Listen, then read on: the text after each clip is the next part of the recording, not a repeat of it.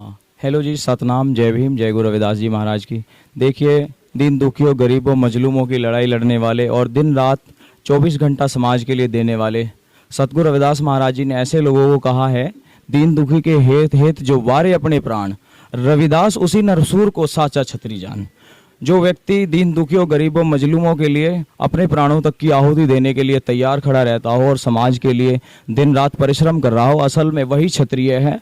गुरु रविदास जी महाराज ने इसको बड़े अच्छे संदर्भ में समझाया है।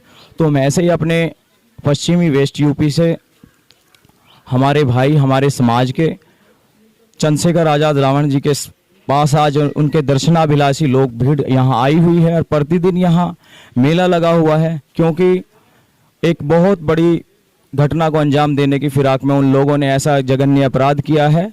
क्योंकि ऐसे सामाजिक सेवकों का तो उन लोगों को सम्मान करना चाहिए, उपहार देने चाहिए, मालाएं डालनी चाहिए, और वो लोग ऐसे गलत काम को अंजाम दे रहे हैं। परमात्मा उनको अगली बार इंसान बनाने की गलती नहीं करेगा। तो हम भाई के पास जानने के लिए आए थे आज, उनका हालचाल, उनकी तबीयत और लोगों का समाज में कैसा उनको प्रेम। सर्व समाज इनके साथ खड़ा है, करोड़ों लोगों की दिलों की आस्था भाई से जुड़ी हुई है। जाको राखे साइयां, मार सके ना कोई। एक बार ने बोले थे, कबीरा तेरी झोपड़ी गलकटियन के पास, जो ही करणगे वही भरणगे, तू क्यों भय उदास। इतनी बड़ी घटना होने के बाद भी भाई इतने सहनशील हैं कि किसी को भी कोई भी अपनी तरफ से गर्म प्रतिक्रिया नहीं दी, बल्कि सबको धैर्य रखने की उम्मीद कही कि अपना अगर विकास चाहते हो और अपने समाज का संदेश आज हम आए थे इनके पास में। जय भीम सर। जय भीम, जय गुरुदेव, धन गुरुदेव।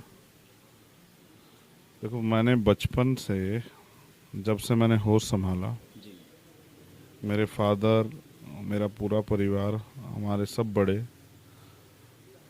अगर हमारी कहीं आस्था रही है तो सतगुरु रविदास जी महाराज में रही है। मैं यही, हमारे बराबर में गुरु घर है हमारा। मेरे सामने वो, क्योंकि गरीब समाज जो होता है ना, वो धीरे धीरे अपने एक एक पैसा जोड़ के ना अपनी चीज़ों को तैयार करता है।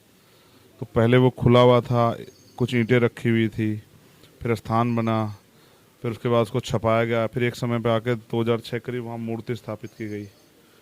तो इतनी बड़ी, उसमें भी अगर आज मैं सलामत हूँ तो हमारे संतों, गुरुओं, महापुरुषों का हाथ जो है, उनका आशीर्वाद मेरे सर पे है, और उन करोड़ों माताओं बहनों का जिनके जो अन्याय अत्याचार के जीवन को जीने के लिए मजबूर हैं, जिनके लिए कुदरत मेरे हाथ से कुछ कराना चाहती है, उनका आशीर्वाद, प्यार भी, उन भाइयों का, बुजुर्गों का आशीर्वाद भी मुझे है।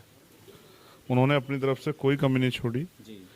लेकिन फिर मैं कहता हूँ कि मैंने किसी का बुरा ही नहीं किया है, ना मैं किसी को बुरा वचन कहता हूँ। मैं सतगुरु रविदास जी महाराज को मानने वाला व्यक्ति हूँ, स्वामी समनदास जी महाराज को मानने वाला। मैं तो बुराइयों के खिलाफ हूँ, ना किसी जाति के खिलाफ, ना धर्म के खिलाफ। लेकिन ये भी एक सत्य है कि पहले गांव देहात में गरीब समाज के बच्चों के साथ जो अन्याय होता था, किसी को कहते भी शर्म आती है, किसी को का बलात्कार कर लेना, किसी का छेड़छाड़ कर देना, किसी को गाली दे देना, किसी को गलत जगह से छू लेना, किसी की मूछें काट देना, किसी को मारपीट कर देना, किसी को गाली दे देना, किसी का रास्ता रोक लेना, घोड़ी चढ़ने पे किसी की बारात रोक के पूरे समाज को बेइज्जत करना, ये जो चलता था पिछले 6-7 सालों में, इस पर बड़े पैमाने पर रोक लगी। और आप ये भी देखोगे, पहले ऐसा कोई करता था तो हमारे लोग अपने पीछे हटते थे, अब जो कैसा करता वो जेल जाता है। थोड़ी सी देर में भीम आर्मी, आज़ाद समाज पार्टी के लोग वहाँ पहुँच जाते हैं। तो ये जो अन्याय हो रहा था, इस अन्याय को रोकने की जो पहल भीम आर्मी ने की, जो अपने आप को सामंती समझते हैं, जिनको लगता है कि उनके अधिकार छिन गए हैं, ये इन वर्गों का शोषण करना, इन जातियों का शोषण करना उनका अधिकार था, किसान कामगारों को का उत्पीड़न करना उनका अधिकार था, वो इनकी जल जोरू, इनके धन, सब चीज़ों को अपना मानते थे और इनके ऊपर अन्याय करते थे। आज वो उनको सज़ा मिलती है तो उनके मन में बेचैनी है। मैं फिर कह रहा हूँ कि मानव मानव एक समान। हम तो ऐसे राज की बात करते हैं, लोग उन्होंने इस तरह की बातें करी कि भाई हमारे उनका जो भाषण है उससे हमें तकलीफ पहुँची। और मेरा भाषण हमेशा ये है कि ऐसा चाहूँ राज में जहाँ मिले सबन्नु अन्न, और छोटे बड़े सब सम बसे, रविदास रहे प्रसन्न। ऐसा राज, जिसको बेगमपुरा राज की बात सतगुरु रविदास जी महाराज ने की। बेगम, जहाँ कोई गम ना हो, भय ना हो, कोई डर ना हो, कोई छुआछूत ना हो, कोई लूटपाट ना हो, किसी को सर ढकने के लिए छत की, खाने के लिए अन्न की, तन ढकने के लिए कपड़े, कोई दिक्कत ना हो। ऐसा राज आए जहाँ महिलाएं, तमाम लोग सुरक्षित हों, भाईचारा हो। मैं तो ऐसे राज की बात करता हूँ। अगर ऐसे राज के कोई खिलाफ है तो वो होता रहे, मुझे उससे क्या फ़र्क पड़ता है।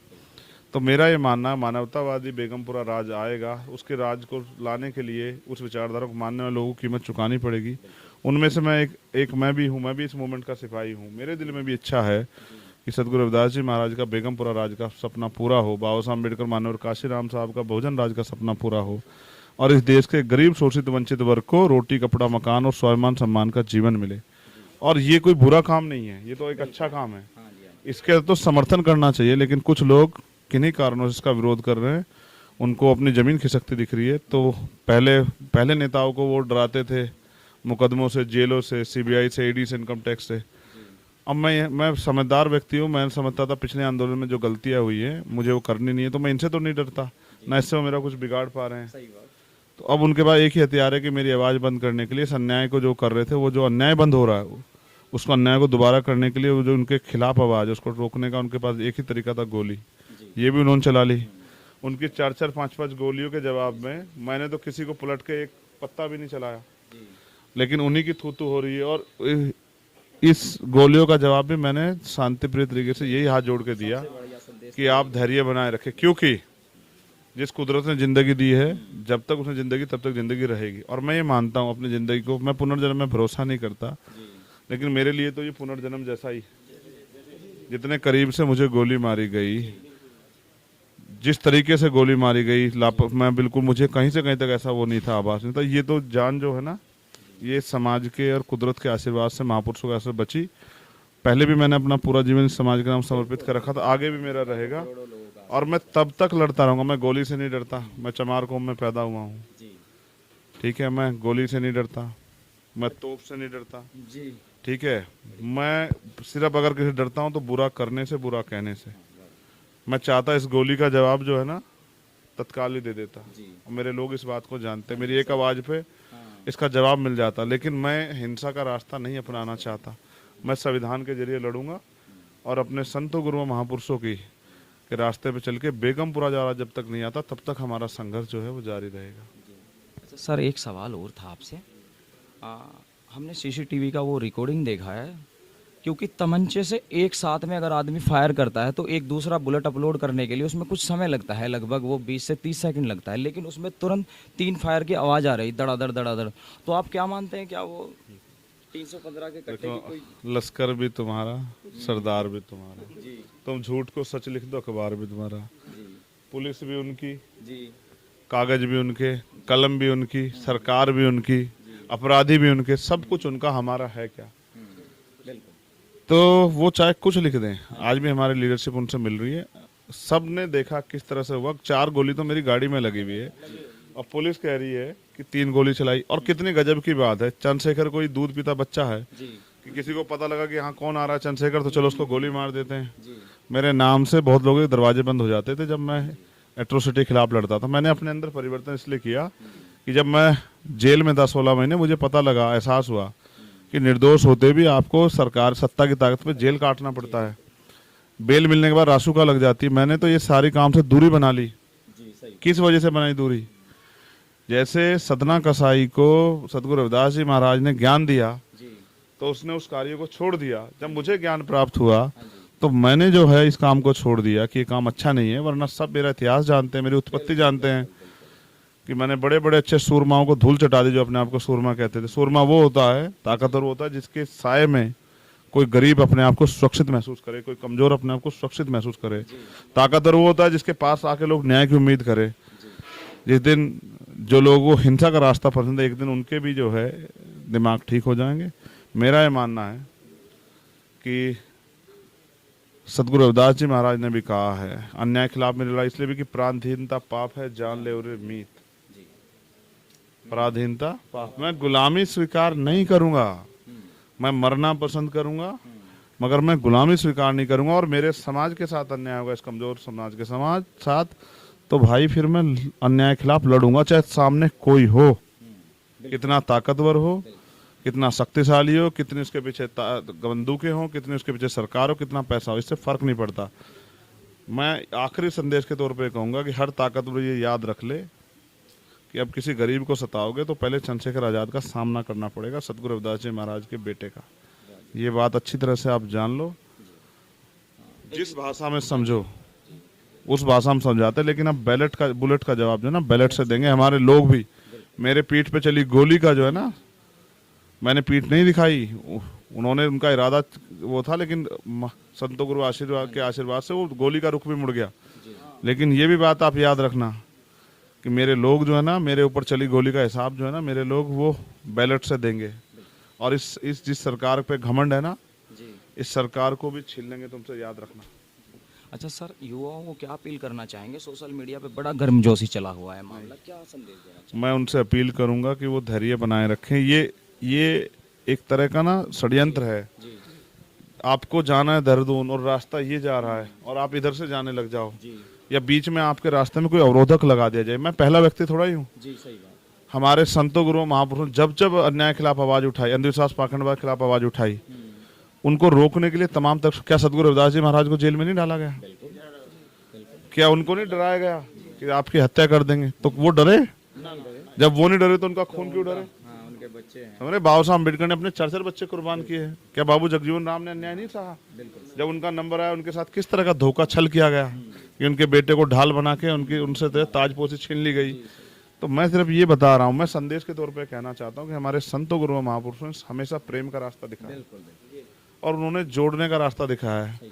मैंने कहा ना, हृदय परिवर्तित करा दिए हमारे गुरुओं ने, और बड़े बड़े राजा महाराजा उनके चरणों में जाके लेटे। उस समय की राजशाही, इतना छुआछूत के बावजूद उन्होंने अपने तप, अपने बल, अपने संघर्ष, अपनी भक्ति के दम पे, अपनी सच्चाई के दम पे बड़े बड़े राजा महाराजा उनके चेले बने। तो मैं अपने लोगों से यही अपील करूंगा कि वो खूब पढ़ें, समाज में एकजुट रहें, जो बुराइयां, नशा और तमाम तरह की बुराइयां, इनसे दूर रहें और प्रयास करें कि समाज एकजुट हो, समाज ताकतवर हो। और उसके साथ साथ हमेशा धैर्य बना के रखें। हिंसा का जवाब हिंसा नहीं है। हम अब वो हिंसा करेंगे और हम प्रेम बरसाएंगे, और मेरा मानना है कि आज नहीं तो कल उनके चेहरों पे खुद कालिक पूज जाएगी और उनको भी समझ आएगा कि ये लड़ाई वो हमसे हिंसा से नहीं जीत सकते हैं। कितने लोगों की कुर्बानी लोगे? कितने लोग गोली चलाओगे? हर जिले में इस समाज ने 5-7 जो है कम से कम 1-1.5 लाख चंद्रशेखर तैयार कर रखे हैं। कितनों के खून बहाओगे? इतिहास गवाह है कि इस कौम ने कभी गुलामी नहीं सही। इतिहास गवाह है।